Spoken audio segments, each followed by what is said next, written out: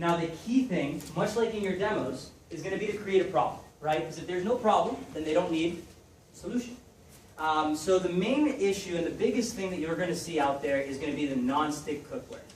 This is going to be Teflon, a lot of the green pots and pans that you'll see. And does anybody know what the problem are with these types of cookware?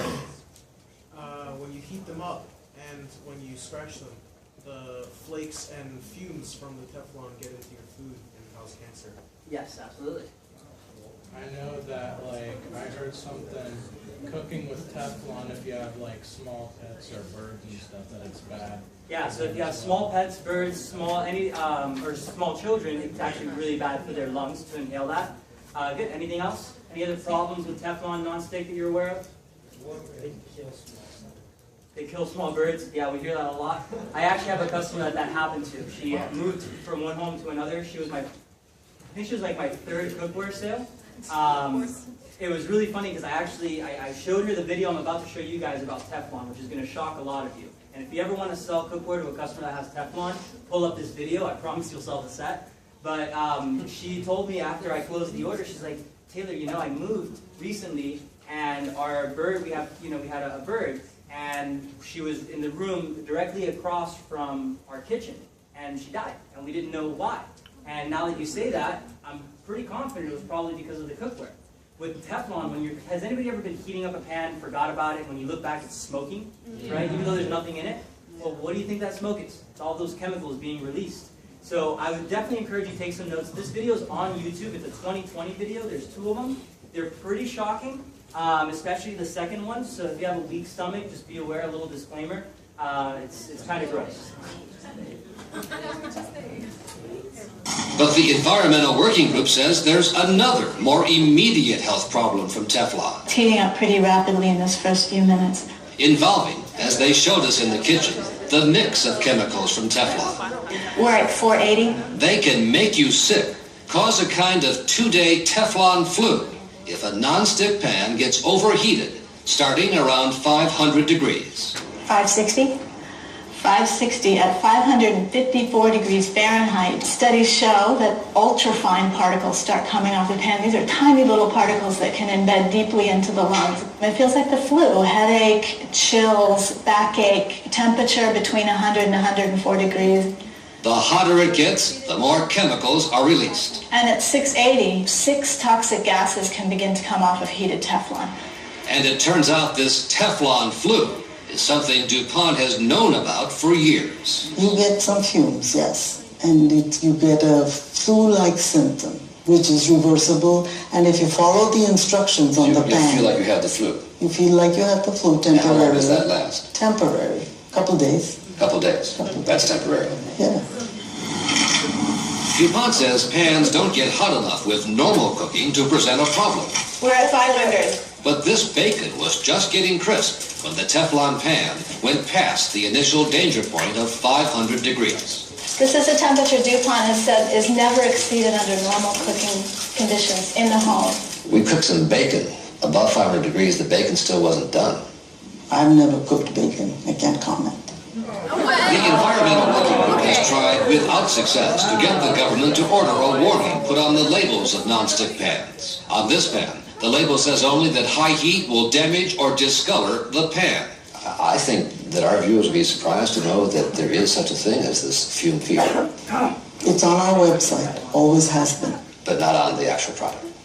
The manufacturer of Teflon pans does not put it on the product. One consumer warning DuPont does issue about Teflon fumes involves not humans, but birds. Overheated Teflon pans will actually kill birds.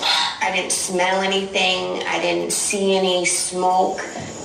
Shelby Griebman says her pet bird, a 2-foot-high cockatoo, in a cage down the hall from the kitchen, keeled over after all the water boiled out of a non-stick pan. As soon as they inhale it, it's over.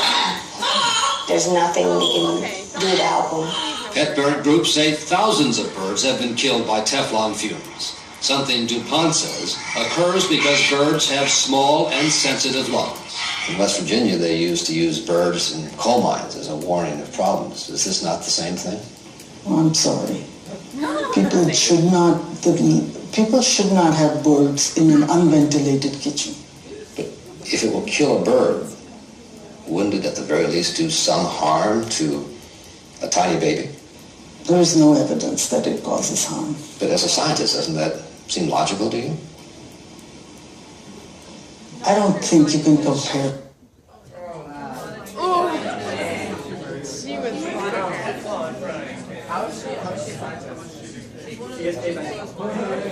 So, in the last 2 years or so, the government has actually put a couple of regulations on the Teflon industry. That's why you've seen the emergence of a lot of these green pans. Has anybody ever cooked with one of the green pans? Yeah, how do they cook? Not so hot, right? The biggest problem with those is that they tend to break down a lot. And they still have a lot of these chemicals in them. As a matter of fact, 98% of Americans have all of these chemicals that they're talking about in their bloodstream. And these are not chemicals that are naturally occurring in the body.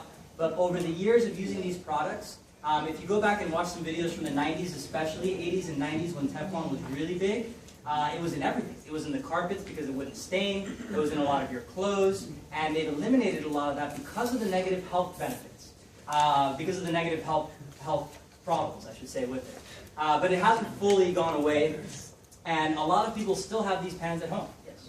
Could you put that video up on the board or something like that? It's a 2020 video. So if you go to YouTube 2020. Teflon. I just looked it up. Yeah, YouTube 2020 Teflon, you can find it. There's a couple of them. There's another one we're actually going to watch right now. That was just half of the video. We'll watch the other half in a second. But that's some pretty intense stuff. Right after watching that, everybody's ready to throw away their Teflon. Guaranteed it. And now the important thing here, and the reason I wanted to show you that, is now you know that, right? So it's your job to communicate that to the customers. My first and main priority today is to get you guys fired up about our cookware, because it's some of the best stuff out there. In my opinion, the most popular thing that we make are the knives. The sexiest stuff that we make is the flatware, which if you saw up here I had on display as well. But the best quality stuff that we make is going to be our cookware. Alright, and we're going to pass some of it around in a second so you guys can see it. Here's another video. This is a video about the factory where a lot of this Teflon was made. For the parents of the group, this happy day was one they feared might never come, given how their son started life. He was born January the 15th, 1981. Sue Bailey's son was born with only one nostril and a deformed right eye. And the doctors told us not to get attached to him because he probably wouldn't make it through the night. What did the doctor say to you about his condition? They didn't know what to say.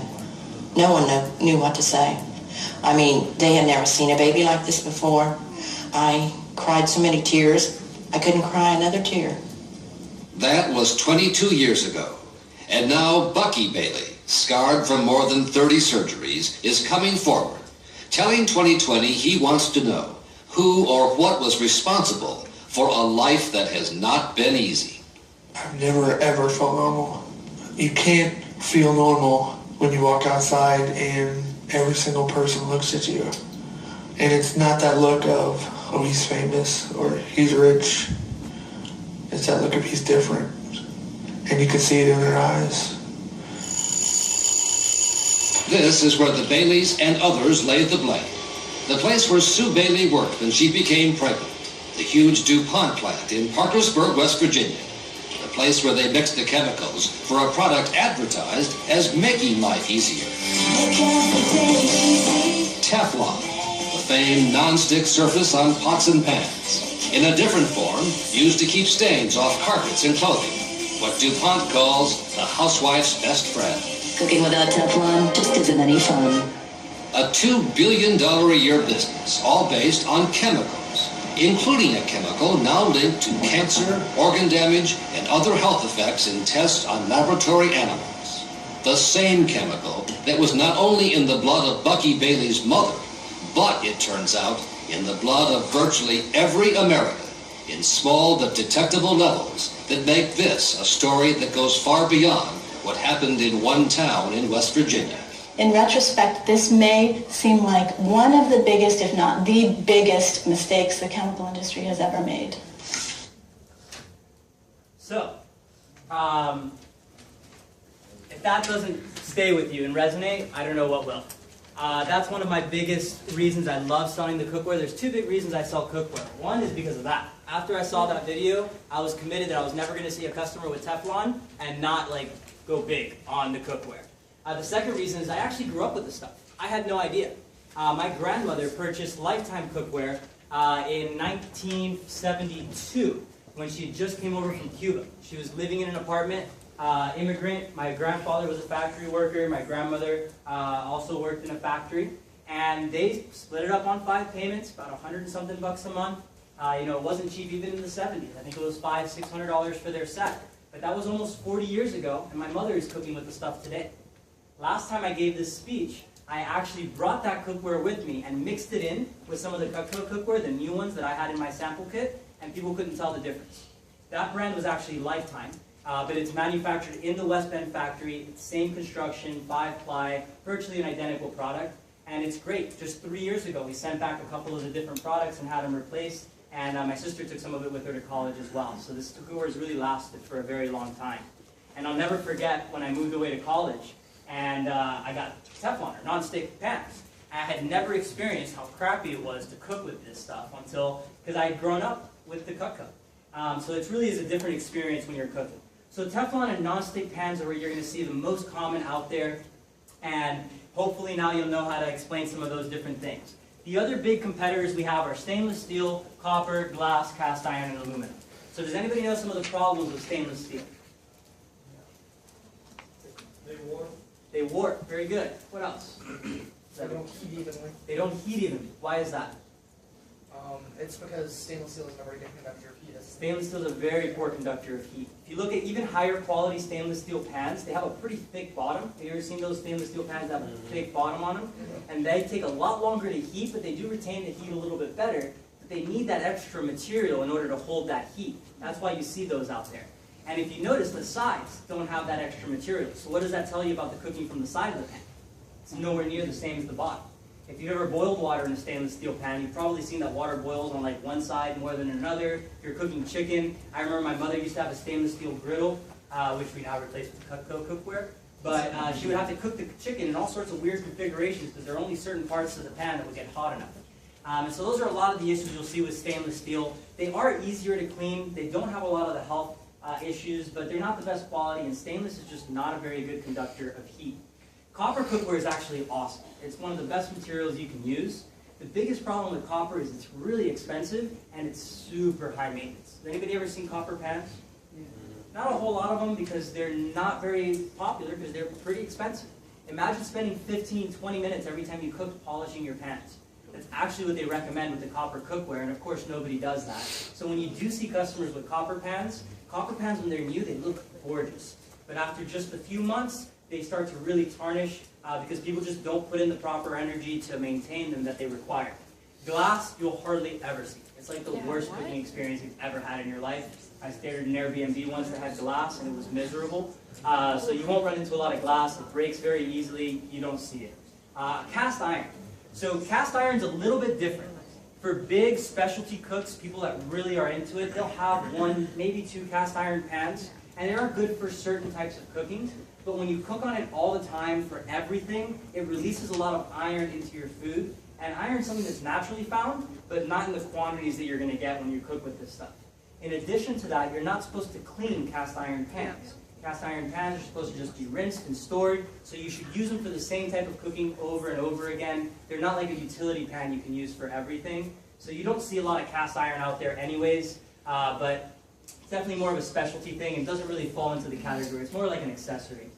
Aluminum. So aluminum cookware you also won't see anymore. Aluminum cookware was really big back in the 20s and 30s, but it was linked to a lot of to cancer and more importantly to Alzheimer's was the main thing. The reason they used to use aluminum is aluminum is awesome. It's one of the best conductors of heat you could